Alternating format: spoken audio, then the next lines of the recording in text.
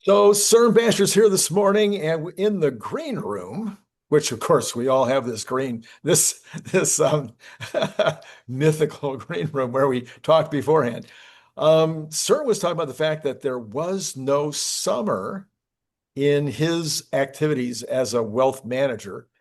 Or is that what you do, wealth manage? I think that's wealth management, or yeah, is Wealth that management, financial advisor, investment financial management. advisor? Yeah. Yeah, you pick your term.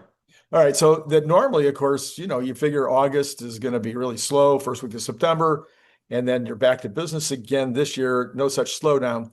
And it occurred to me that that was kind of true for the overall market because you normally have this August is horrible and September is worse. August was great, September's better. So that's, in terms of stock market uh, theory, the stock market is um, uh, a big audience, if you will. It's a big. It's a mass. It's industrialized or rising. Siri, I didn't talk to you at all. I didn't ask you for anything. Okay. We're having technical difficulties this morning. Okay, so the stock market typically is a predictor, say 6 months out of where we're headed. The President of the United States has promised us that we are heading into an age of abundance. I'm sorry, a golden age. The tech world is promising us that we're heading into an age of abundance. All the podcasters that are in the tech world, that's all they talk about. In fact, our book is probably going to have the word abundance in it because that's where we're headed. So could it be that people were like, hey, I can't get away from my computer and my stock trading right now because this is maybe a once in a human, the life of humans opportunity to really get aboard a crazy ship, a rocket ship. I think some people are seeing that opportunity. I think the average investor is not. Tesla investors, I think, by and large, get that, right? And that makes, I think, Tesla investors unique. And it's one of the reasons it makes Tesla investors unique, is that they're looking forward and they're seeing this bigger, brighter future that's coming, Mhm, mhm. right? And even though we may not completely understand what's coming and the implications of it, we're smart enough to realize that this is very significant, and it also represents a likely, very interesting investment opportunity. We had the Fed yesterday say that the first half, the GDP was increasing at 1.5%, and that they raised their expectations for the second half above that 1.5%. But we had the Atlanta Fed is at 3.3 for the third quarter on their estimator. And then we had, Hassett yesterday. Hassett, who is being considered for the new Fed chair. He was out being interviewed yesterday, and he thinks that we could be looking at 4%, maybe not, maybe fourth quarter, first quarter, we might be at 4%. And somebody suggested on reading that if we're at 4% and we have all this money coming in from the tariffs, and we're also at 4% growth, we could actually get to a place where we don't have a deficit. And wouldn't that be nice? Wouldn't that be a surprise? Yeah. And that would be a very positive surprise, very good for the bond market. Yes. Um, right. Um, yeah, we shall see. I think in the next few years, I think it's quite likely that we accelerate GDP up into the high single digits, if not double digits. Mhm, mhm. Right. And hopefully without inflation, because we have these deflationary forces of robotaxi and humanoid robots hitting us. Well, it's almost impossible to have a GDP increasing that fast that isn't deflationary because your Right. GDP is a factor of productivity, and Yeah. productivity is the thing that drives prices down. So, yeah, Yeah. the incredible combination. In fact, people were talking about, well, these layoffs that might be happening in AI, especially, are going to be happening because of AI. This is terrible, horrible. Oh my gosh, what are we going to do? But all of those would be indications of the opposite, which is productivity. So productivity is going to be wealth building, at least for those who are, and I don't want to be, uh, you know, disinterested in some people that miss this boat, that aren't prepared to get the kind of jobs that are going to be available in this new world. But yeah, it's going to be something that's going to make more people wealthy than not. Yeah, I think another way to describe AI is kind of and this maybe we may call this, it's really the productivity age, Right. right? The internet was supposed to unleash productivity on the world economy, and the productivity numbers didn't really jump up all that much, but AI certainly will. Um, and so that, that's the ultimate wealth creation machine, in my opinion. Well, you were kind of young in the 90s, but we did have pretty good productivity in the 90s. Yeah, no, we did. The Yeah, United States actually did have a we period. did. No, it was definitely an improvement, but not as much as what the expectation was. Right. And then it actually, we showed some Yeah, productivity in the 2000 period as well. After the dip, we then started seeing this increase in productivity in the early 2000s. sure. Okay. And I want Yep. to, No, I remember all that. I was managing a large cap growth mutual fund in the late 1990s or mid to late 1990s. So, yeah. yeah. I was kidding, of course, about how young you are because you're really old. Oh, no, wait. Randy, stop digging. So, by the way, I want to apologize to everybody. We are having a lot of glitchiness in our internet connection. I don't know what's going on. We've tried to solve it, but hopefully it's not too bad at your end. This is not normal. We haven't had this problem before. CERN, what do you got? You got anything fun to share? Yeah. We've got a few things we can talk about. Got some slides here. Randy, I've just sent you. Yep, there you go. Randy needs to approve me. True. You're approved. So we've got the usual disclaimer. Okay. Let's start with Figure.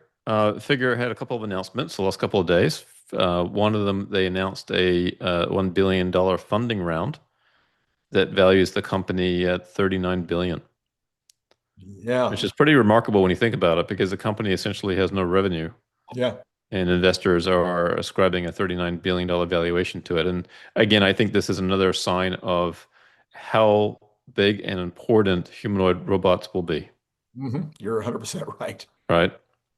And so that was good for Figure. And the investors that were involved in this were Brookfield Asset Management, and we'll talk about them more in a minute. NVIDIA again, Macquarie Capital, Intel Capital. I guess they must have recycled some of NVIDIA's $5 billion that they got today. Um, Align Ventures, Tamarack Global, LG Technology Ventures, Salesforce. It's an interesting one. That's interesting. Yeah. T-Mobile Ventures and Qualcomm Ventures. So it's kind of the venture capital arms of a lot of different companies Yeah. seeing an opportunity here. Um, and then yesterday they announced a partnership with Brookfield Asset Management. And Brookfield's kind of interesting because they manage over $1 trillion and 100,000 residential units, Hmm. right? So what they're saying here is that this deal gives them access to real world environments that they can train their robots in, Hmm. right? A variety of homes and apartments and different things that they can use as a source of data collection. Hmm. So that's kind of interesting. They're really thinking about, collecting data at scale here. Mhm. So I'm interested to learn more about this, but I thought that was an interesting development. Right. So they say here, with Brookfield's massive scale, we plan to develop the world's largest and most diverse real-world humanoid pre-training data set, build critical AI infrastructure for scaling Helix, Figure's internally developed AI model, and then just deploy humanoid robots in commercial settings across Brookfield's portfolio. Hmm. So I haven't heard how many robots Brookfield is going to get or how much they've ordered or anything like that, but it's interesting. Okay, Yep, yep. so that was good. Um, and then from Sawyer this morning, he's talking about Panasonic aims to develop a new type of higher capacity battery in about 2 years, and would help to potentially extend EV driving range. So apparently the company is working on eliminating anode in batteries during the manufacturing stage to increase energy density.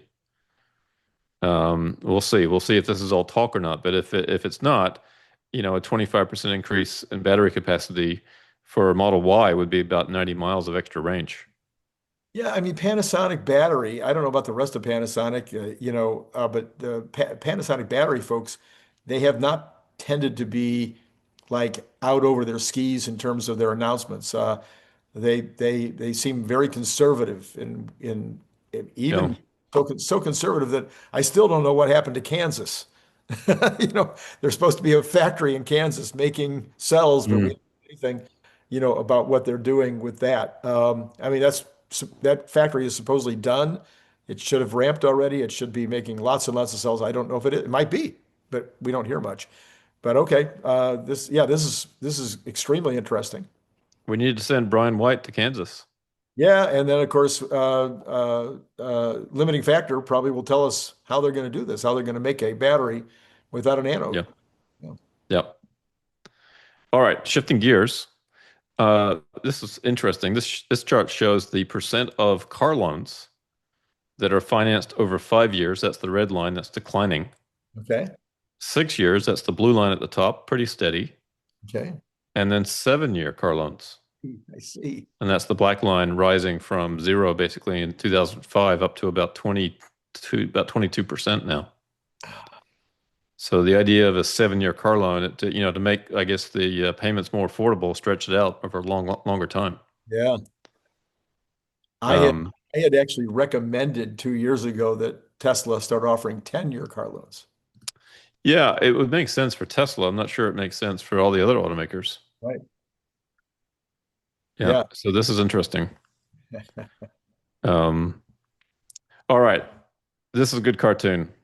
We've got a couple of bulls surrounded Jay Powell. One says, "Do it," and the other one says, "It ain't a suggestion," as Trump's in the back there with his baseball bat. Yeah. Yeah. It's uh-huh. So we got it. We got a cut yesterday. Yes, we did. And apparently other central banks in the world joined the party. I thought they had already beaten us to the punch. Yeah, I'm not sure specifically when all these happened, but Canada has cut rates 25 basis points down to 250. Mhm. Norway cut 25 down to 4. It's their second cut.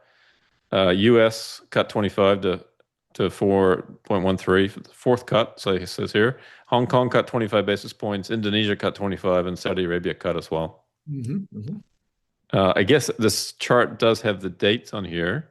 Mm. The Canadian one, well, these are all September cuts, so I'm not sure if they were all yesterday. Maybe there's some were earlier. Is that your recollection? I don't pay a ton of attention to this, but I just have seen headlines going by that over the last week or so, this country or that country, but I haven't looked at the detail. Yeah. We do have central bank rates in Turkey, for example, at 40%. Hmm. Argentina at 29. Hmm. But factor inflation in Argentina, you actually give a negative real rate. Right. In Turkey, it's a positive 7.5%. So anyway, we've got negative real rates in Switzerland. Their central bank rates at 0. Hmm. Japan, negative real rates. Denmark and the Eurozone, slightly negative. Wow. And then this cartoon, what will you do once the Fed cuts rates? Well, ask for another one. Of course. Um, of course, right? Well, I mean, Trump only And wants then here's, Trump only wants 300 basis points. So I guess we're a long way away from that. that's a few more cuts at 25. Yeah, they need to pick up the pace. This is global inflation rates. You can see Thailand and China negative year-over-year CPI. US there at 2.9%. Again, we talked about Argentina and Turkey at the high end. But inflation's been a little bit sticky here, if you believe the numbers. If you believe the numbers. Yep. And then here, Charlie says average annual inflation rate over the last 1 year, 2.9, 3 years, 3.1, 5 years, 4.5, and 10 years, 3.1%. And he says, meanwhile, the Fed is expected to cut rates 3 times this year and 3 more times next year. And then he says their 2% inflation target is a complete farce. Unless you don't believe the numbers and you believe Trueflation, which has the Yeah. number in the year over year right now. I think this morning was at 1.67, on the year-over-year inflation rate. So, And of course, the other thing to keep in mind is any individual's inflation rate is different from this because what you buy is not CPI, right? Our basket of goods that each of us buys is very different than what CPI is. yeah, one of the interesting things right now, Cern, is that, I saw a headline this morning. It was from somebody like the Wall Street Journal. That doesn't mean it's right, but it said that the average homeowner this year has lost 9,000, I think 9,000, or I think it was $9,000 in value in their home. Well, if the average owner in the United States has lost $9,000 in their home, that would mean we have deflation in home prices. Mm-hmm. Home price, the shelter represents about 30% of the total CPI. So it's a little hard for me to wrap my head around how old the information must be at CPI for them to still be showing shelter prices going up. Well, it's an owner's equivalent rent calculation that CPI shows. It's not real-time home prices. So there's some fundamental lags in the way that's calculated for sure. Yep. This is kind of interesting. This is a chart that shows CPI from 2015 through August this year, and they're showing a blue line there. If the trend would have continued at 2% since January of 2020, where the inflation index would be at 290, but instead the red line is what the trajectory that we put ourselves on, right? And we're at 323, which has been 4% annualized CPI since January 2020. Mm-hmm. So we're 11.6% above that 2% inflation trend. Will that ever close? Who knows? Well, there's another thing that we should ask ourselves. I've done a lot of study and I've done a lot of conversation about this on the channel about PPI impact on CPI. So just because your cost of your raw materials and parts and whatnot that go into your final product are not going up doesn't mean that the retail doesn't go up. Okay, it doesn't mean that what the consumer pays or the end user pays doesn't go up. It still can. In other words, they're not 100% correlated. And in fact, many studies have shown that there's not 100% correlation. And it can also be off on timing.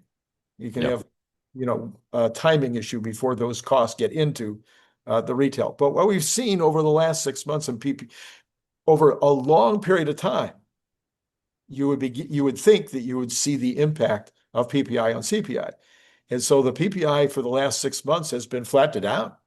And yet we're still claiming that we've got CPI at 2.9.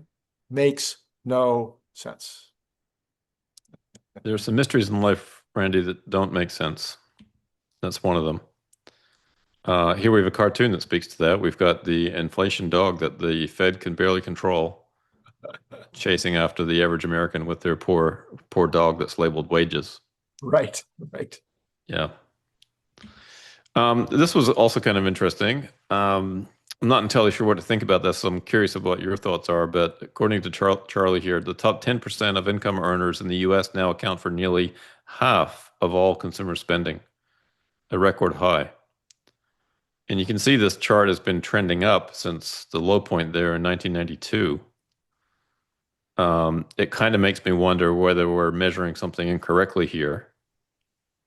But perhaps this is reality. I think this could easily again be accounted for with demographics.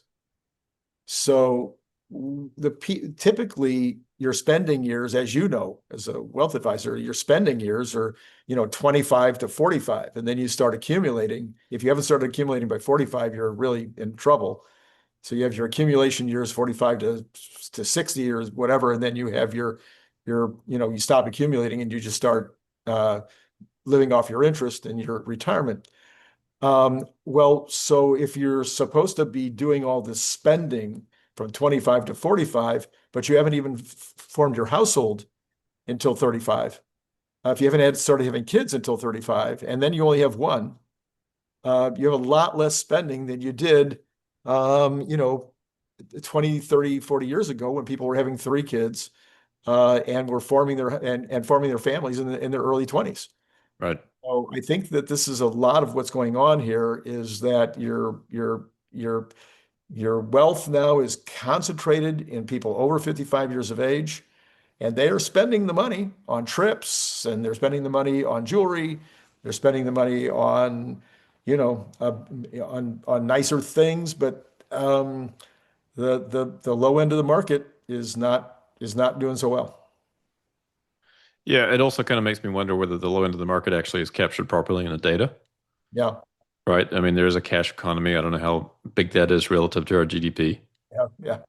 right? That would may not be reflected here. Mhm, mhm. So there's things like that, right? That could throw some of this off. For sure. And I'm not familiar with the methodology behind this study. It says a Moody's Analytics review of Federal Reserve data. Um, So you start with Federal Reserve data, which is already a problem, yeah, and you add Moody's. No, I'm sorry. right. I'm sorry, a little critical. Maybe we should start with the Fed data itself and look at this. But yeah, yeah, it's interesting. I mean, obviously there's a narrative here that maybe somebody wants to push, and so I do question about whether that is the right narrative. 100%. Yeah. We've got a bull and a bear, Randy, Yeah. and the bear is saying, and my blood pressure is at an all-time highs. So you should expect that, I guess, when the market's at an all-time high. The bear should be feeling uncomfortable. Yeah. So the interesting thing is, I saw another headline this morning that said that I think it was actually a post on X where the person was saying that he's more jittery in a bull market than he is in a bear market. I think, we grab a little bit of new wealth and we don't want it to go away. I made a claim, I don't know, 6 months ago. I said, well, we're up 10% or 20, 30%, whatever it was a lot. If we come down 10, oh well, we're still up 20. And nobody believed me. Nobody said that, thought that was okay. No, we are good at anchoring at a high watermark, whatever that is. Yes. We all remember that. Yeah. So here's part of the problem. U.S. national debt since the debt ceiling was raised by 5 trillion. Yes. So since July 3rd to September 11th, we've had a $1.3 trillion increase in government debt. Oh, Okay. So, raise the debt ceiling by 5 trillion and they gobble up a fifth of it pretty quickly or a fourth of it. And then, of course, the interest expense. Now, the 12-month trailing interest expense now is 1.2 trillion. mm, So this is getting pretty painful. Lower rates would certainly help, but you need to find a way to reduce the spending so that you don't need to borrow so much. yeah, I think we're going to see that. I think we're going to be shocked. The efforts by the Trump administration are only in their seventh month. Most people, I've been looking at political science now since I was 16 years old. Most people say that the new president for the first 6 months, he's still living on the fumes of the past president, whether those are good fumes or bad fumes. You don't really give the new president much credit for our Sure. criticism Yeah. on 6 months in. Well, we're 7 months in now. So I think what we're going to start to see is we're going to start to see the impact of Doge. We're going to start to see the impact of the tariff income. We're going to start to see the impact of the fight with the Fed finally being won. Because even though they're only going down a quarter basis point, the Treasury Department does sell shorter term notes, and he's been concentrating on short term notes recently because he doesn't want to get locked in to these high rates forever on the tens and thirties. Yeah. So I think all of this will start to show up soon. I hope you're right. And certainly in an age of abundance, that should help. Yep. But we'll see between here and there. This is kind of interesting. The 10-year increase in M2 money supply is 83% over the last 10 years Hmm. through June 30th of this year. And the increase in home prices is about 90%. So most of the increase in your value of your house is because of monetary debasement. So you thought you were rich. And of course, if you sell the house and if you get taxed on it, you're just paying tax on something that's not real anyway. Yeah, But right. the tax code doesn't adjust for monetary debasement, Oh, it doesn't. No, no. right? Yeah. And then we've got the bull now, who's holding up a sign that says, "I love cowbell." Cowbell. So that's good. Yep. Gold is having a good year. Yeah. Gold is up 40%, which is the best return on gold since 1979. Wow. Wow. So who knew that the shiny yellow metal had such interest? Well, the shiny silver medal's doing better than that. Yeah, Yeah. yeah, it is. And then, of course, this chart we look at periodically. This is through the 12th of September, so it's about almost a week old now. Um, Gold is showing gold here up 38.5% year to date. Next best performance year to date is international stocks, Hmm. up 25%. And then Bitcoin up 24.3. Emerging market stocks having a good year, up 22%. And then the Nasdaq 100 up 15, and convertible bonds also up 15%. Yeah. Um, at the So, bottom is cash, only up 3, yeah. So, and commodities up 4.5. Sorry, Randy. so this is I need to ask you this question because I mean I know why people do it, but we look at what things are up year to date. We take this arbitrary day, Yeah. which is January 1 of each year, and we do an analysis of our success based on that time period. I've lost my phone. Oh yeah, that's right. I remember why now. I look at Tesla and I say, okay, Tesla is up um, 0.25. That can't be right. 0.222% for the week is up 2.8% for the month. That's the Dow Jones. I knew there was something wrong there. Tesla's up 13% for the week. Yes. It is up 26% for the month. It is up 31% for 3 months. It's up 88% for 6 months. But year to date, it's only up 11.66. So on a year to date basis, it's a horrible purchase. Man, so many other things you could have done better with. Yeah. If I go year, it's 86%, which has got to be like the best purchase you could have made this time last year.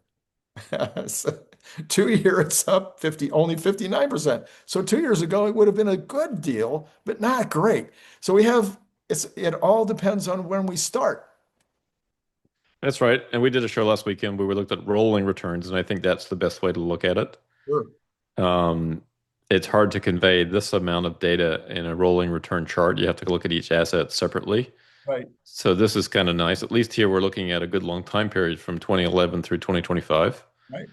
And the numbers on the far right show you the annualized return over that time period. Mhm. So, gold's compounded at 6.2%, international stocks 6.2, Bitcoin 140% per year, Mhm. emerging market stocks only 3.5, Wow. Yeah. and the Nasdaq 100 18.6. And so you can clearly see there, where the strength has been. Right. And you're right, any asset can have it stay in the sun, on a year-to-date basis or a calendar year. Mhm. I think it's good to look at all kinds of different ways, all kinds of different time periods. Right. But you're right, the fixation on calendar returns is a little silly. But of But course, I get it. I understand it. Yeah. Wall Street bonuses are calendar based, so that's why we look at it.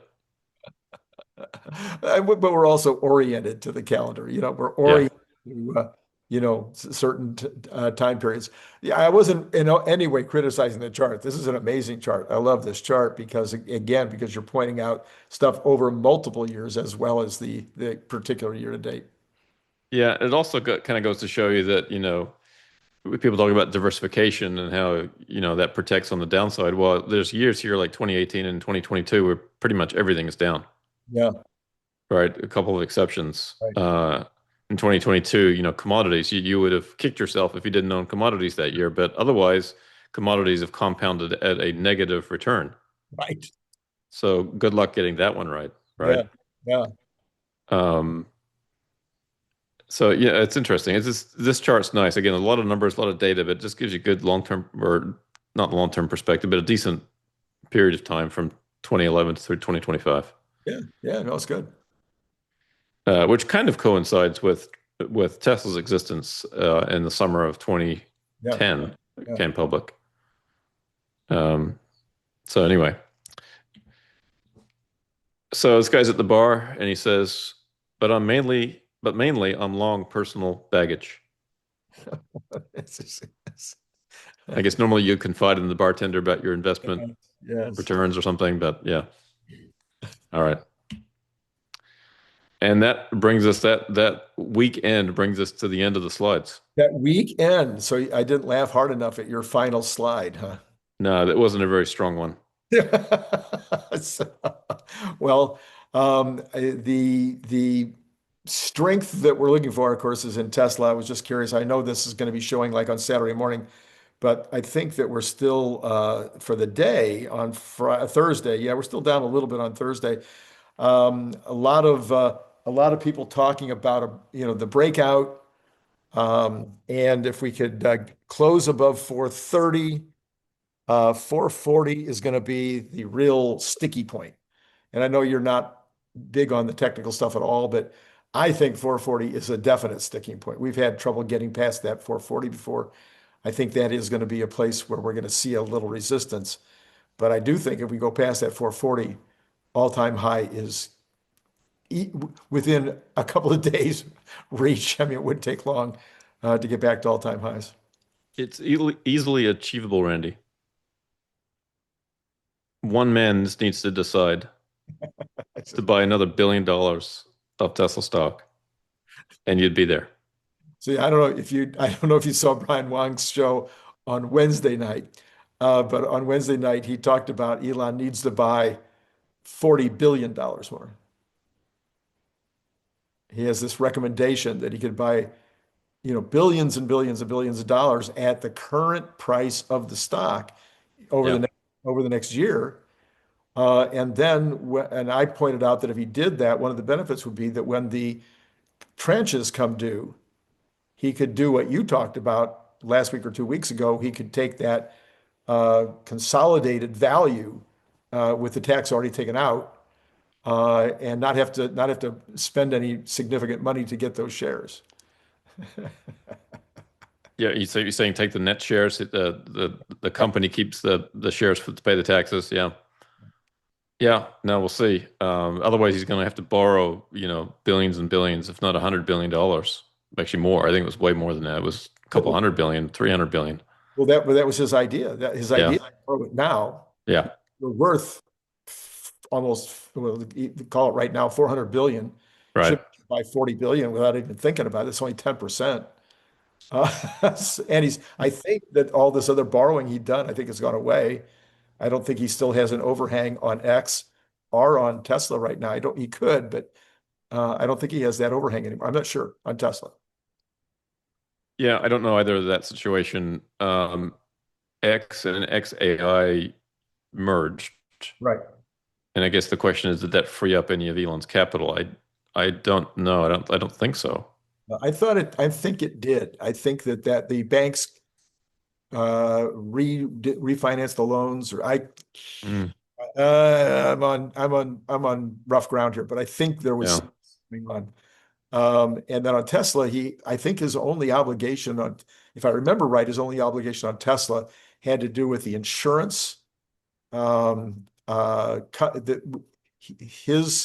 His trust or something. This again, I'm really shaky on this, but there was some way in which he was guaranteeing the insurance for the board of directors and for himself in terms of mm, errors or whatever, that kind of stuff. I think. interesting. Yeah. Now, certainly with SpaceX doing well, priced this summer, I think at 400 billion, um, and the next one probably likely to be quite a bit higher. That probably helps too in terms of being able to borrow money if he needs to, Yeah, I think right? at this point, at this exact moment, I think that his SpaceX stock is worth more than his current position in Tesla. It's good to have a couple of horses.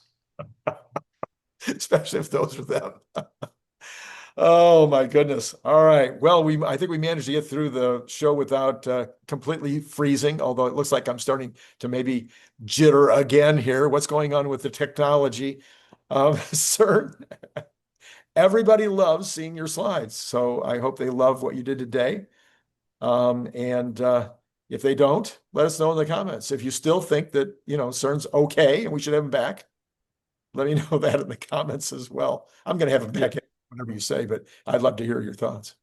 There are some shows I think where the slides are better than others, but yeah, I endeavor to find some interesting things and put them together. Sometimes I'm a little bit short on time, so please forgive me if this slide presentation wasn't up to snuff, but By I the will way, endeavor to do better next week. last weekend's show was my best show maybe this year in terms of numbers.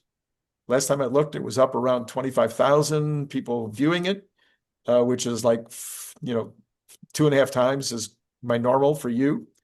So I'm assuming everyone that's listening still on this show has seen it already. But if you haven't, I'll put the card up because maybe you'll want to go back and check that one out.